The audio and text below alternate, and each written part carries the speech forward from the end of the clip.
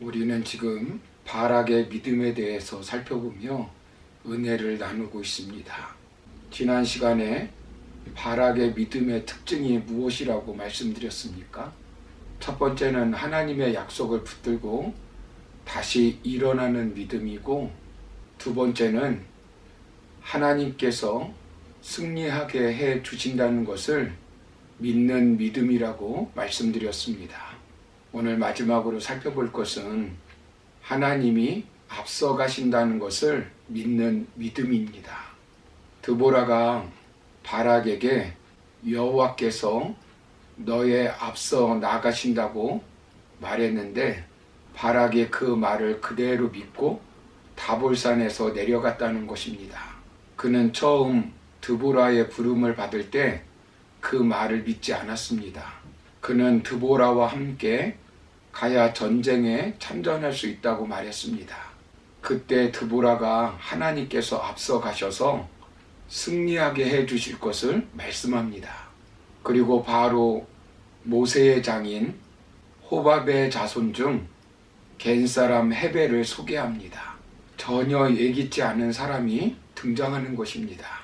이 전쟁과는 전혀 상관이 없는 사람이 나오는 것입니다. 그런데 이미 하나님께서 앞서 가셔서 예비해 놓은 사람입니다. 이 전쟁을 결정적으로 승리하게 해줄 사람을 하나님께서 예비해 놓은 것입니다. 하나님께서 모세에게 애굽으로 내려가라고 말할 때 모세는 두려워 가지 않겠다고 말했습니다. 그때 하나님께서 이미 아론을 준비해 놓았고, 너를 죽이려고 찾는 자들이 다 죽었다고 말씀하셨습니다. 이처럼 하나님께서는 앞서서 승리할 수 있도록 만들어 놓으신 것입니다. 엘리야가 자기만 혼자 남아 하나님의 일을 한다고 말할 때 하나님이 남겨놓은 사람 7,000명이 있다고 하나님께서 말씀하셨습니다. 이처럼 하나님이 앞서 가셔서 일하니 너는 미래를 스스로 예측하고 판단하면서 망설이지 말라는 것입니다. 그리고 하나님이 앞서 인도하시는 하나님인 것을 믿고 담대하게 나아가라는 것입니다. 그러면 준비된 사람, 하나님이 예비해 놓으신 사람, 하나님의 사람을 만나게 하셔서 최종적인 승리를 하게 하신다는 것입니다. 결국 어떤 일이 벌어집니까?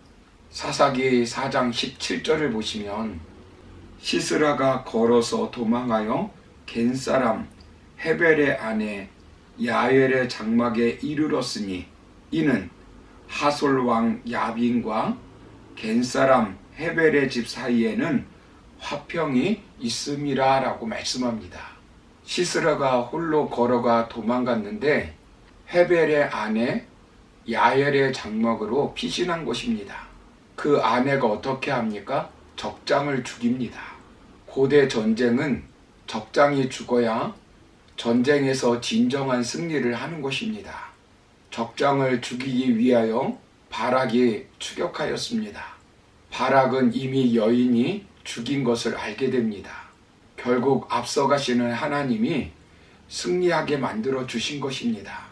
이처럼 우리도 앞서가시면서 승리하게 해 주시는 하나님을 믿고 하나님을 따라가면 결국 평생 승리의 길을 걸어갈 수 있는 것입니다. 앞서가시는 하나님을 따라가는 것이 승리의 비결입니다. 하나님을 옆에 끼고 가려고 하고 하나님을 뒤에 끌고 다니려 하고 자신이 하나님을 이용하여 무엇인가 하려고 하니까 끝까지 승리하지 못하는 것입니다. 우리는 인생 마지막까지 불기둥과 구름기둥으로 앞서가시는 하나님을 따라가는 믿음으로 승리해야 합니다. 하나님은 여호수아에게 미래에 승리할 것을 말씀해 주셨습니다. 신명기 31장 3절을 보시면 여호와께서 이미 말씀하신 것과 같이 내 하나님 여호와께서 너보다 먼저 건너가사 이 민족들을 네 앞에서 멸하시고 네가 그 땅을 차지하게 할 것이며 여호수아는 네 앞에서 건너갈지라 라고 말씀합니다. 이 말씀이 저와 여러분에게 주시는 하나님의 말씀이 되기를 소망합니다. 하나님은 미래의 불확실성 앞에서 너 자신의 능력이 아니라 하나님의 능력을 보고 두려워하지 말고 승리에 대한 확신을 가지라고 말씀합니다. 어떤 일을 할 때 용기의 근거를 자신에게 두는 것이 아니라 하나님께 두는 것입니다. 이사야서 45장 2절을 보시면 내가 너보다 앞서가서 험한 곳을 평탄하게 하며 논문을 쳐서 부수며 쇠빗장을 꺾고라고 말씀합니다. 너의 미래를 불안해하지 말라는 것입니다. 불안할수록 더욱 앞서 인도하시는 하나님을 믿어야 합니다.